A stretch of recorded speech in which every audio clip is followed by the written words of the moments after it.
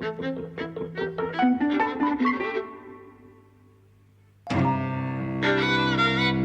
and welcome to Eavesdropping at the Movies. I'm Mike. And I'm José. And today we're talking about Ad Astra, which is a big sci-fi space movie with Brad Pitt, directed and written by James Gray, co-written with Ethan Gross. And it's a film about personal themes writ large over the stars, like something like Contact or Interstellar, a parent-child bond, a search for a parent across the stars. So, I really liked it for the most part. I love it. I think it's a great movie.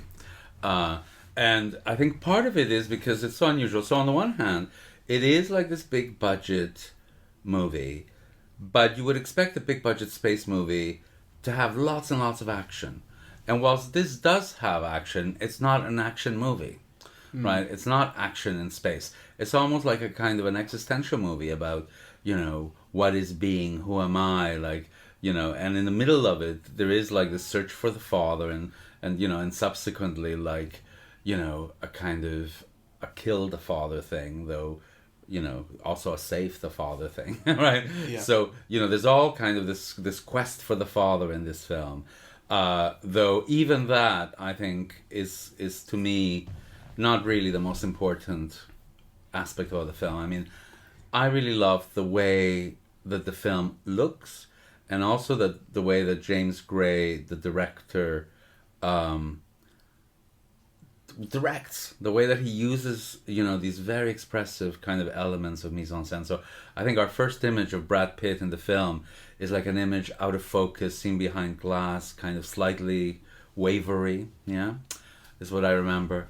And then kind of, pretty soon he has this voiceover telling you, how he functions, what he does, and and he says he blocks everything out, he compartmentalizes and whatever. And you have this figure, again, out of focus, who just kind of begins to walk out the door and leaves her keys.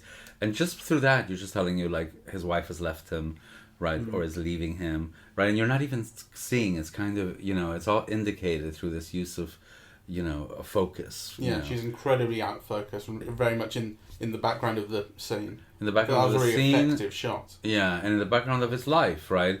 I mean, it's that kind of expressive, rich mise en scène that this film has.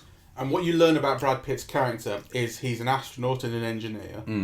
And his dad, who you see in the film is played by Tommy Lee Jones, is the most decorated astronaut that humanity's ever had. This is set in the near future, so there's kind of space exploration. Mars has been colonised, the moon has been colonised and turned into like an airport with a concourse and stuff. So humanity is spreading throughout the solar system. And his dad has not been seen in decades, but is this very well-known, very famous, very well-respected astronaut and hero. And you have characters in the film saying, he is the reason that I got into doing this. So like everyone sort of loves him. I think what you kind of get is that the reason that Brad Pitt closes himself off emotionally is because he lost his dad. He hasn't seen his... And so this is where I think, a relationship with Contact and Interstellar come in. Interstellar's a bit different. Certainly it's very much like Contact. The dad went into space and is no longer there, and the kid had to kind of grow up without him. And so you feel Brad Pitt protecting himself emotionally and kind of protecting his wife, but in a very ineffective way, because obviously he's alienated his wife. He's closed off. He's emotionally closed off to everything around him, right? And that's what he says. Like he makes being an astronaut his life, right? And the price of that is excluding everything else. I think one only has to look at the final speech, which I think you groan, but I find it kind of a really lovely speech, where he's always searching for something else, and I think this is also kind of both. The world of the film and what the film says, but it also kind of works kind of metaphorically, right? There is no other life in the universe. We are all we have, right? So he proposes to kind of, to be more involved and to look after kind of, the people around him and to rely on them more so that they can look after him because, kind of, this is all we have, right? So I don't groan at the sentiment, but I groaned at a lot of the dialogue. I really, really, really like the film. Right, I want to get that clear. I think it looks fantastic. I think it has really a really interesting aesthetic, similar in some ways to First Man, which I didn't like very much. I like it more here. So there's a lot that I like, but there are times when it is very badly written. Can you give some examples? Because I didn't see that. Well, I can definitely give an example of the scene where, early on in the film, Brad Pitt goes to meet a group of higher-ups in the military who want him involved in this mission to go and make contact with his dad. That's a scene where people are saying things that everyone already knows. You know, like saying things like, you aced your exams, you aced your tests, and the guy says specifically basic combat and like being a cool spaceman or something. And it's like the two things you see Brad Pitt do in the film are be a cool spaceman and do some hand-to-hand combat at one point. It's just setting up for the audience. Everyone in the room already knows that. And then they talk about Brad Pitt. And then they talk about his dad, and they say this mission, this Lima mission, which his dad was sent on to look for extraterrestrial life throughout the galaxy. He went to Neptune, and they say, who was the commander of that mission? They say, it was my dad. They say, yes. And then they produce these 3 photos of Tommy Lee Jones, put them on the table in front of Brad Pitt, and Brad Pitt goes, yes, that's him. That's for no one but the audience, just to go Tommy Lee Jones is his dad. Well, no, because I actually don't agree, because the pictures play a role in all of that, right? And kind of, and what you're seeing is Tommy Lee Jones in a way that kind of shocked me that an actor would allow himself to be seen that way, because he looks terrible. And actually, when he actually does appear at the end of the film, he looks much better than in these photographs, right? There's almost something like cadaverous and leathery. Like he just looks like an ancient kind of monstrosity, really. So in the dialogue is not appearing on its own; it's appearing in between these images. What I'm saying is, in that scene, there is absolutely no reason within the logic of the film for them to place these photos of his dad in front of him. They are there so the audience can learn Tommy Lee Jones plays his dad. Well, and not just Tommy Lee Jones, but Tommy Lee Jones in disguise. I mean, so I think I didn't have any problem with that at all. I found that very, very clunky. That is the one real standout in terms of clunkiness, but the rest of it was something that I had to get used to. So there is this thing about Brad Pitt's character being very closed off emotionally, as we say, and he constantly goes through these sort of tests where he speaks to a computer, not unlike something like the baseline tests in Blade Runner 2049, which are there to sort of test his humanity. In this, they're to test his sort of space-worthiness, like mental state, where he talks to a computer system about what he's feeling, and the thing about Brad Pitt's character is he kind of doesn't feel. He asks himself in the voiceover at some point, why aren't I feeling anything? Again, I found very clunky. Like, a lot of the time, the emotions in the film, through these tests and through the voiceover, are like not allowed to be rendered subtly. They are done so in dialogue. It felt like the film was treating me like an idiot at times. No, I don't agree. But I did think it's something that I had to get used to, because then when he kind of changes a little bit, learns that his dad might be alive, and kind of explodes a little inside, that's when I kind of thought it has to be like this in order for this to be effective. It has to be like that because for most of this film, you only have access to Brad Pitt, right? Much of the film is just close-ups of him alone. So actually, a kind of inner dialogue, told in voiceover, is one of the things that guides the viewer. It's absolutely necessary because, there's almost no people, right? Or kind of people appear in very, very briefly, right? So, this is really like quite a one-man show, this whole movie. Sure. So, I think those things are required. And, I'd have to look at the film over again. But I think all of those tests, convey something different at each different moment. Right. So I kind of, I don't know, I went with the flow of that. And really kind of, I was with the film the whole way. And one of the things that I really loved about it is the way that it demands your entire attention, because everything is so beautifully filmed, right? I mean, it has some of the most striking imagery that I've seen all year. And by beautiful, I don't just mean it's pretty, that, like that the light glistens on the spaceships and whatever. I mean that there's like kind of really original kind of imagery throughout. I mean, there were things that kind of, just really struck me, right? So, the reflections of the lights in the chase scenes of the astronauts in, I think it's Mars, right? That's on the surface of the moon. Okay, on the surface of the moon. The moon buggies. Yeah, I mean, I thought that just looked extraordinary. Then there was the studio scene, I suppose, where, he's asked to talk to his father, or to appeal to his father. They want to track his father, and they think that if they use the sun, the father is more likely to respond. So just the whole design of that sound studio or radio station, right? Yeah, it's an anechoic chamber. Yeah. All that padding on the wall is there to absorb sound, absorb echoes. I mean, it's extraordinary. It's incredibly shot, and then it's very expressively shot. So you have like the two people who are running the thing kind of, shot through the window, right? So that kind of, their face becomes kind of very menacing and kind of, what's the word? They're like bureaucratic and, menacing. I thought that was like kind of absolutely extraordinary. Then there are those things where, what do they call? They're not the detention room, but something like... Comfort room, I think. The comfort room, where they go into the comfort room.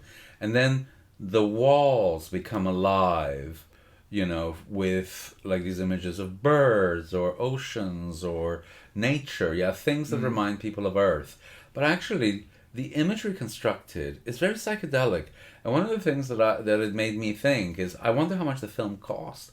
Because, you can see how these things are quite cheap, right? Like, where you can project these images, and all you need is the actor in front of a canvas, really, or a green screen or something. And yet the effect is really quite extraordinary. Well, it made me wonder how it was done, because it's not as simple as... Well, they're certainly not projected from the front, because you get Brad Pitt shadows on them. And there aren't shadows on these things. It's as though the walls themselves are making the images. Rather like that Black Mirror episode, 10 Million Credits, I think it was called, where Daniel Kaluuya's character lives in that room that is... The walls are video screens. Sort of like that. Not quite as sort of obvious. So like, I thought maybe it was back projected. Then at one point Brad Pitt punches one of the walls, which suggests it's made of like stone. So but it was a fantastic effect. And the first time you see it, he's sat there, and the image that's being projected is of these two bees, and they're giant. Compared to it, like either side of his head, and they're kind of feasting on a flower, whatever. And it's just it's a weird, wild image, and it has this connotation of sort of the way that a dystopian future would sort of placate you. Yes. It's like it's a room that lies to you about what's outside. I thought those sections were extraordinary. I also love the lighting, throughout the film, right? Because I mean, a lot of the film is Brad Pitt in close-up.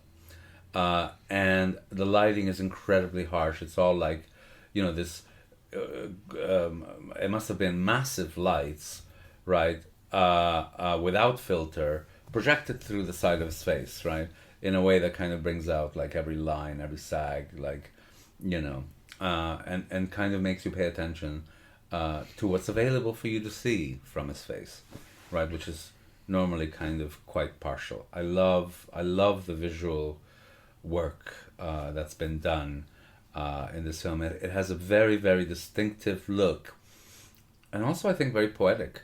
Like kind of, it is very so there's a scene in which these not monkeys, but they're big chimps, big research chimps. Yeah. So basically they've cut loose, and basically they've eaten, or they've begun eating, one of the astronauts, right? And kind of, in the way that those images are shown to you, first with like the face is scratched, but then with a nose missing, right? And then a limb that's been eaten away, so that what you have is the bone, and kind of, and presumably all of this done while the guy was alive. That is just kind of, horrific and sad. And also it kind of brings up this idea of, the flesh and the human, and so I loved all of that. I also think the film has a real critique of society, right? Because it's set in the future, but what is the future like? You know, it's just space stations, you know, but it's just space stations with subways and Apple shops and...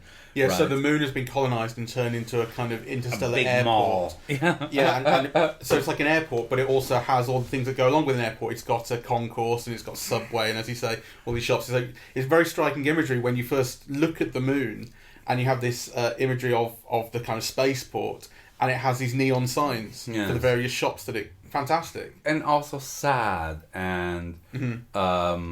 what's the word?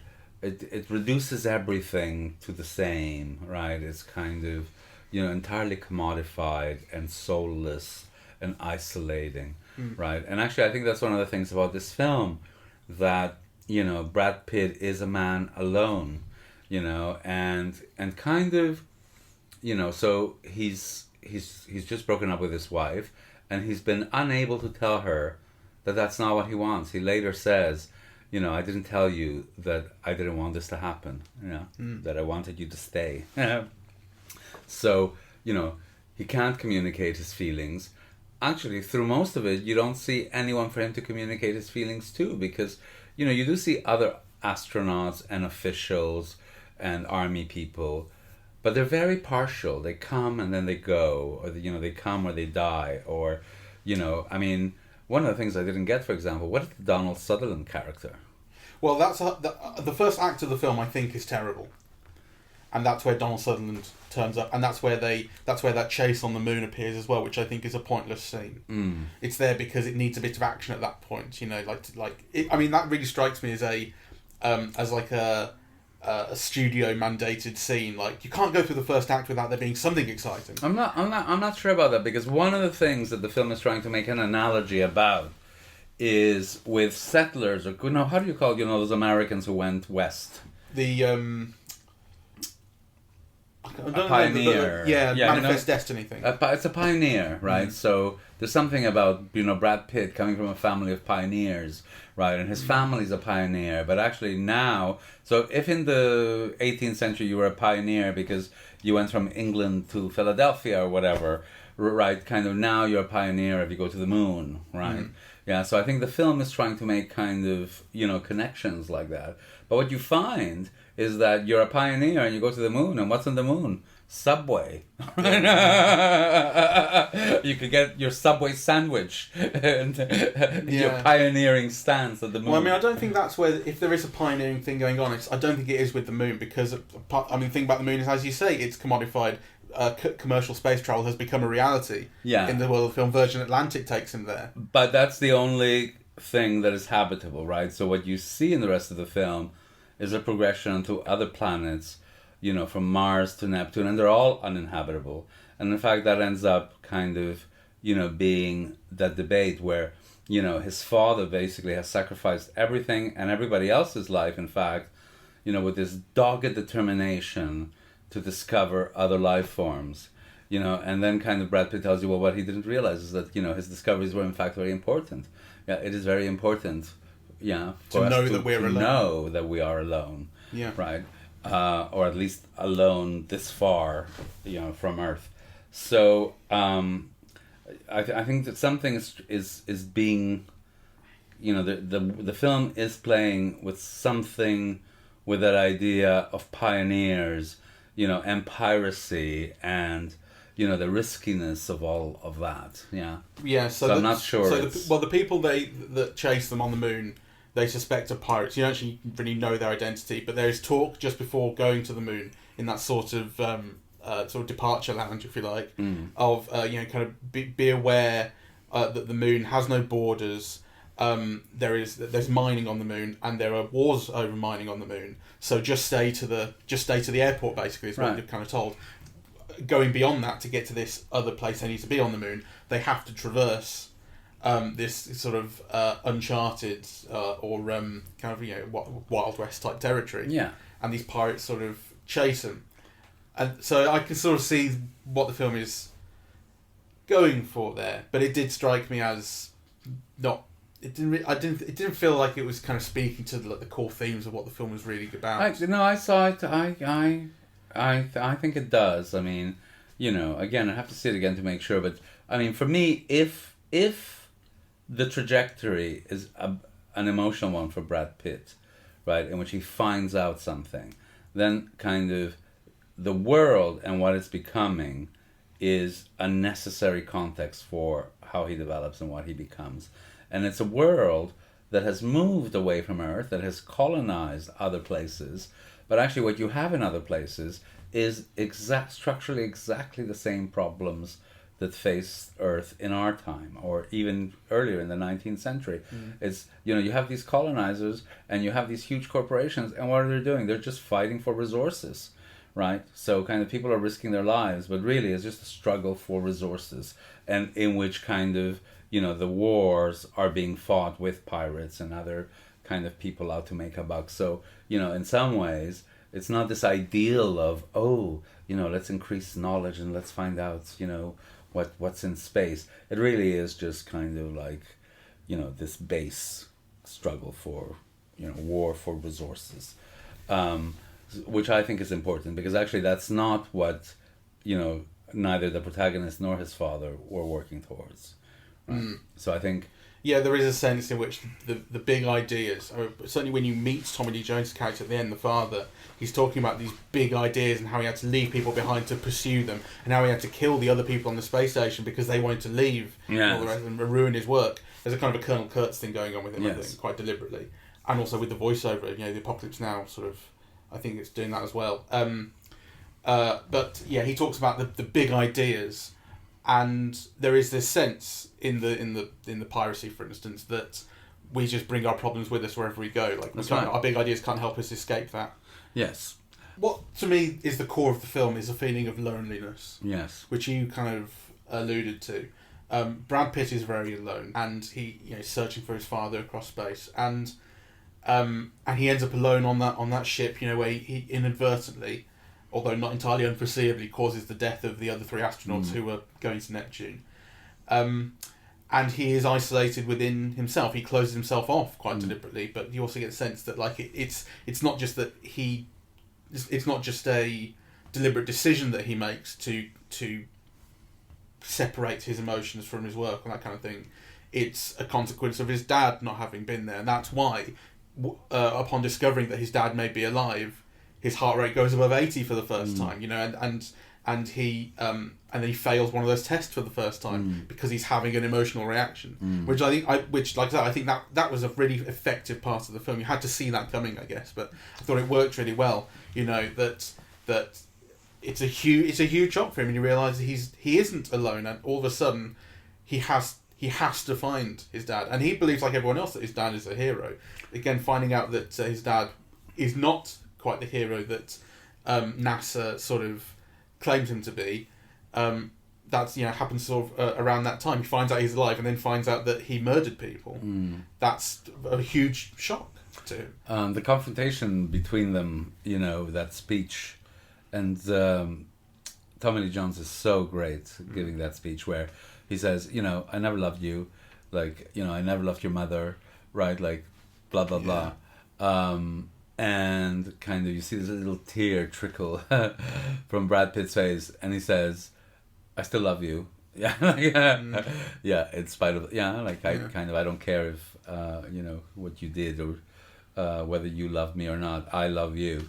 I thought that was like kind of wonderful, and then the way that it's kind of like physically visualized for you, because Brad Pitt is so tender with Tommy Lee Jones, like putting on his suit.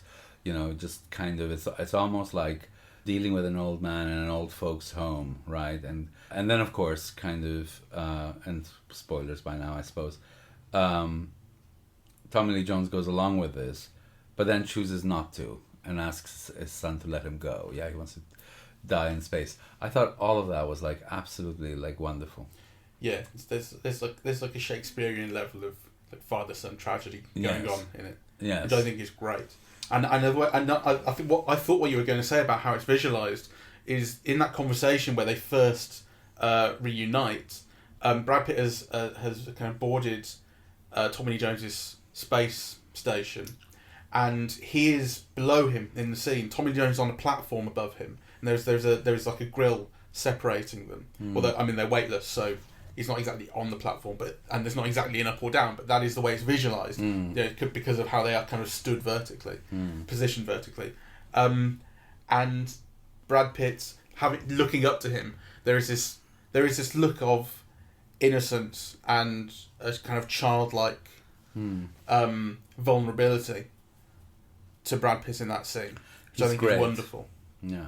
And he conveys everything so well facially. As you say, so much of the film is close up on his face, and also having seen it in IMAX digital with that massive screen, they're blown up so vast. It's wonderful. And you know, and although I maintain that I think I have a slight trouble with how it renders every emotion sort of absolutely plain through dialogue, it's also on Brad Pitt's face. Yes. And the way that his face comes into conflict with what he's saying sometimes, or that, you know, reveals that he's saying something that he may not, or he may be hiding something, that sort of thing. Well, there's all those layers, right? Because there's everything that you say, but also, you know, how it's lit and designed, and, you know, the extremity of the close-ups. I mean, kind of, you know, there are all of those things kind of going on simultaneously, and, you know, what he's saying, which, you know,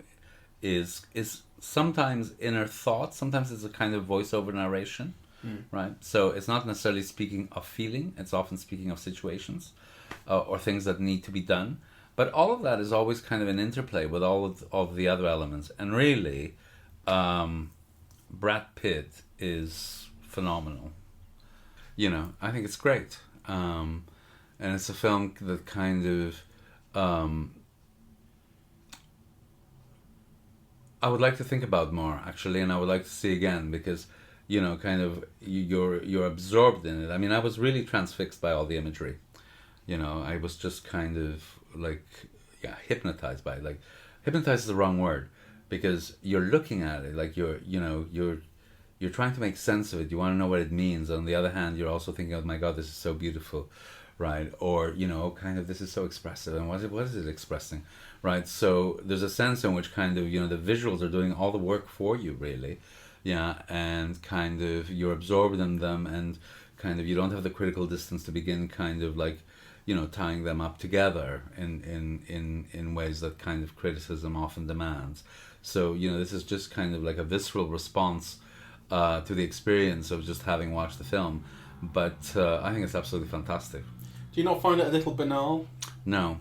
I did. What's banal about it? I think the themes it's getting at about the father and son, and about loneliness, and who we are, and what we should do, and, you know, as you're always saying, what it is to be human, felt actually very conventional. No, the sort of things it was saying, kind of mainstream, and although it was doing it in a very beautiful, kind of tonally captivating way, ultimately left me feeling like I don't think we'll be thinking about this film for long. I think I will, and I think it's doing more complex things than you're giving it credit for. You know, because this is not just a film that's saying, "Oh, we're all alone," blah.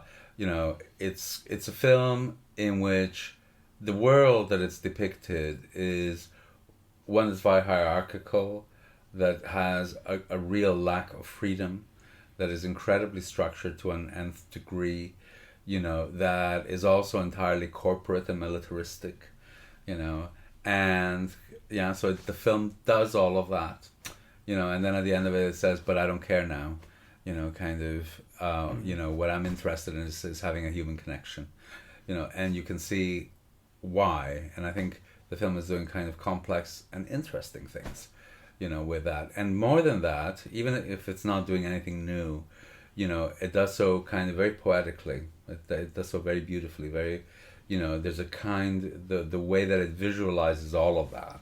It's just beautiful to me. I think that's true, but does that still not sound banal to you?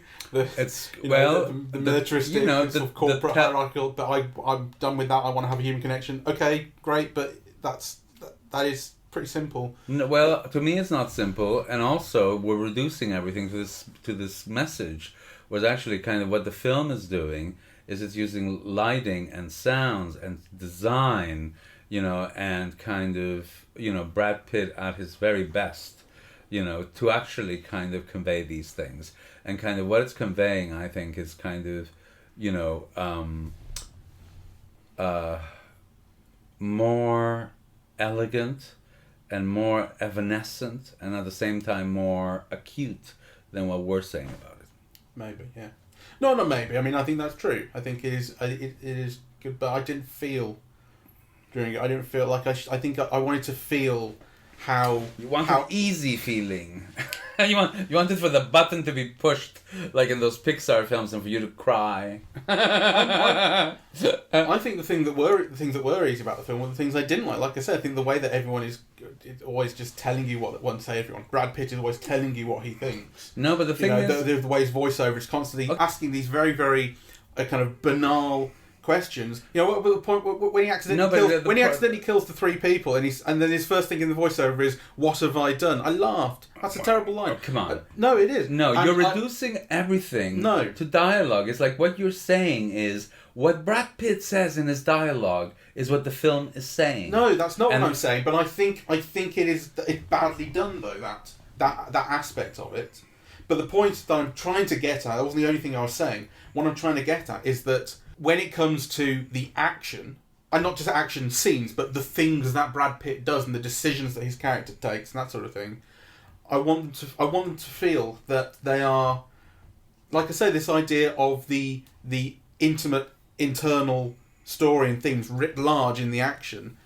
Well, I didn't feel that. Well, I felt that, and I will give two examples. I mean, the first one is the film begins, with this explosion that throws Brad Pitt off this ladder that he's working on, and he falls into space. He falls to Earth, right? And all his safety mechanisms have a flaw, so he pulls up the parachute, and then the parachute tears, right? And he falls to Earth, right? I thought, amazing, amazing on every level, right?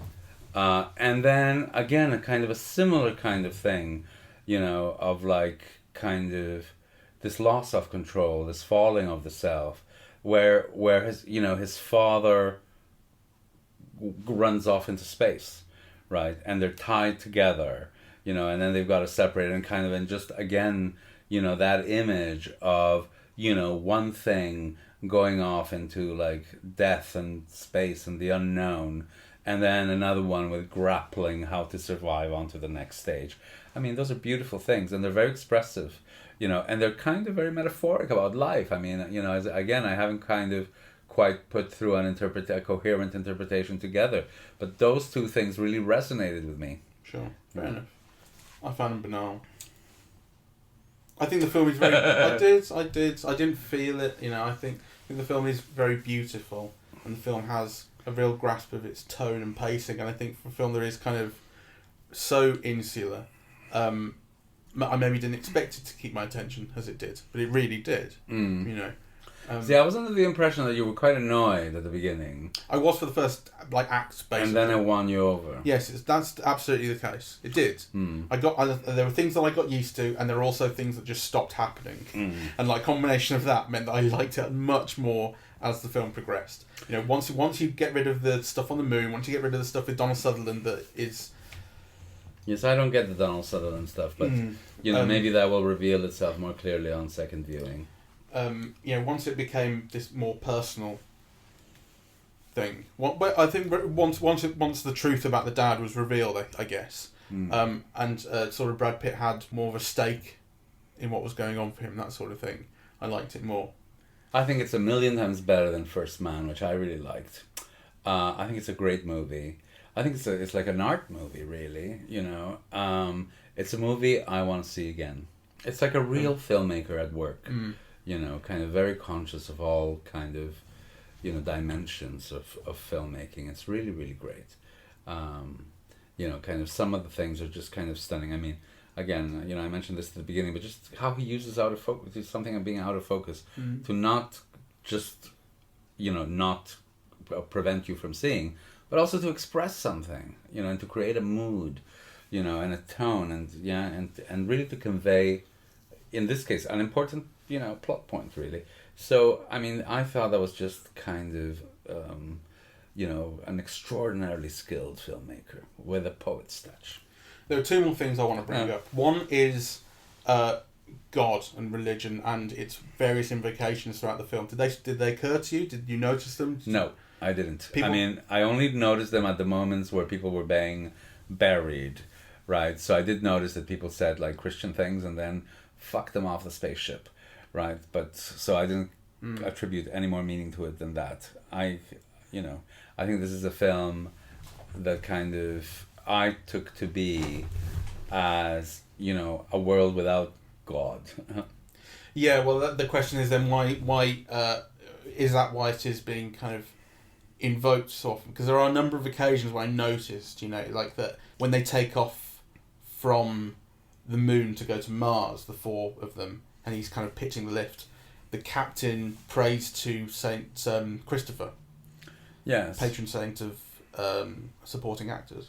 I know, but to me that was all just ritualistic. I mean, Brad Pitt never does.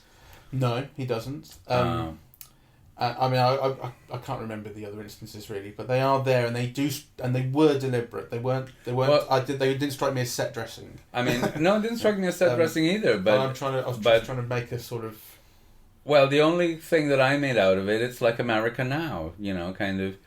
Some people believe, and some people just ritualize those beliefs and kind of, speak them without necessarily meaning or feeling them. So it is a world without God in the film. I mean, that's for sure. So I mean, praying to Saint Christopher doesn't save the captain. He's the one who gets eaten by the chimp.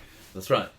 So I mean, I just think that's just part of an invocation of a particular militarized kind of. It's more about culture. The way people think. That's why they do it. But yes. Then the question is like, I mean, it's obviously not a film that's suggesting that there is some supernatural anything going on. It's about people.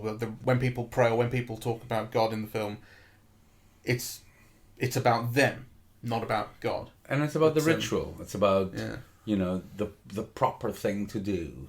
Right? You bury somebody, you say a little prayer. That doesn't necessarily mean that. But that would be a reason I would want to see it again, because I want to think about that more, because I don't have a good read on it. But I think it felt extremely deliberate. The final thing that occurred to me is how masculine it is, and how male dominated. And I think part of that comes with the territory. I think kind of setting it in the military and in sort of space travel, I guess, has some connotations of that. It's always gone along with space movies, but again, something felt extremely deliberate about that. I don't know. I mean, I think it's true, because the whole film revolves around Brad Pitt's face, and but I think it is significant that they make the person who helps him get on the ship at the sacrifice of her own life, and in fact makes her a mirror image of him, i.e. her parents were also on this mission, and so on, to make it a black woman. Yeah. I think that's kind of a deliberate choice. You could have made that into another young man or whatever, right? Yes. You could have had that character go either way. You could have made it into a man. You could have made it into a man Brad Pitt's age. You could have made it into a younger man. I mean, each of those choices would have created a different dynamic. So I think to make, a younger black woman play that pivotal role is, it's more than just lip service to that problem. Because the film could have been all men. I mean, it would be interesting to see, how many women were in other kind of space films, like, what's the famous one with Dennis Quaid and Bacon and all those guys? Apollo 13. Apollo 13. Dennis Quaid was in Apollo 13. Well, if he wasn't in Apollo 13, he was in something else. Apollo 13, the space guys are Gary Sinise, well, he stays on Earth, Tom Hanks, Kevin Bacon, and Bill Paxton.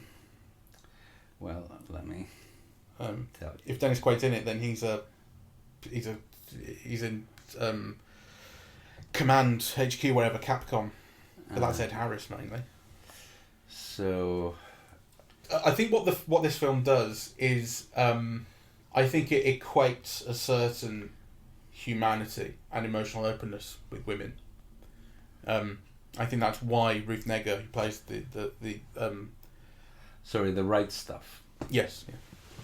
I think that's why Ruth Negga, who tells Brad Pitt the truth, was cast. You know, that it wasn't a guy or something. And because basically, there are two important women in the film. There's her and there's the wife, played by Liv Tyler, who you see very little of. You see her leave at the start, and you see her come in and reconnect with him at the end.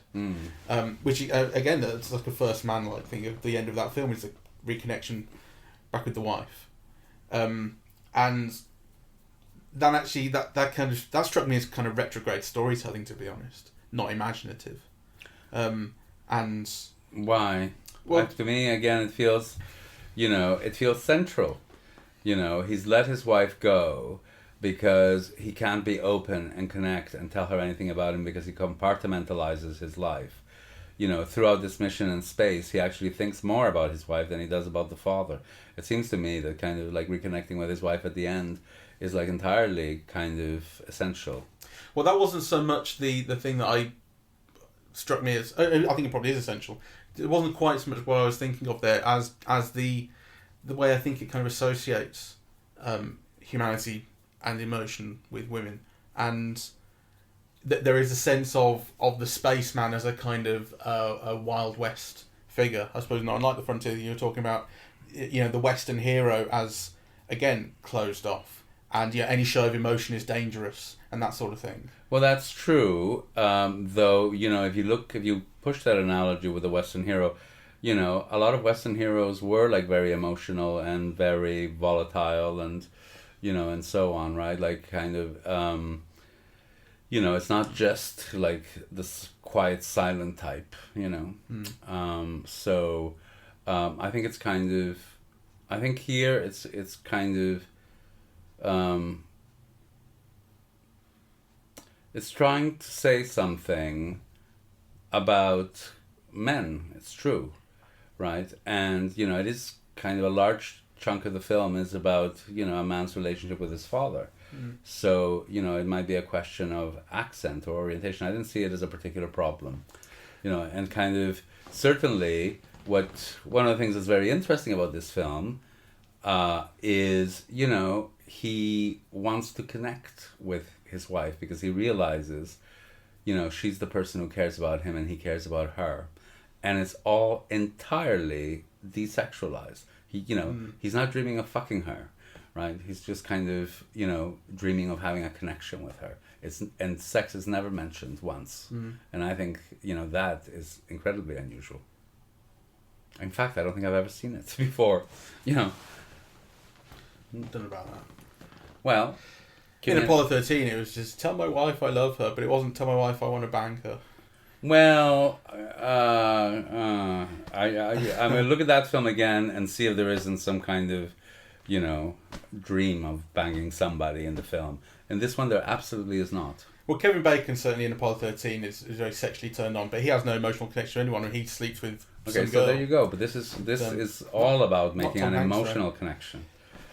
So Tom Hanks is pure and virtuous and good, and would never have sex with anyone, except Meg Ryan. Anyway, let's wrap this up.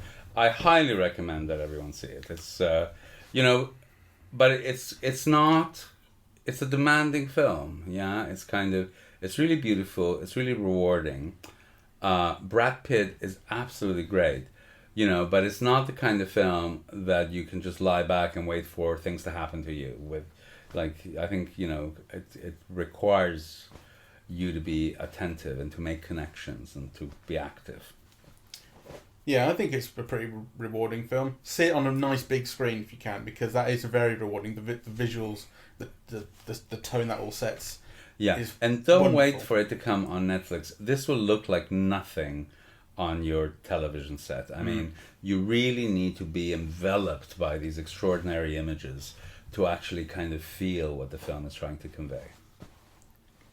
And if you can hear that, it's a fly that is trying to get out the window. Right. Thank you very much for listening. We are Eavesdropping at the Movies, and we are on iTunes, SoundCloud, and YouTube. On social media, we're on Facebook and Twitter, and the website is eavesdroppingatthemovies.com. Thank you. Cheerio.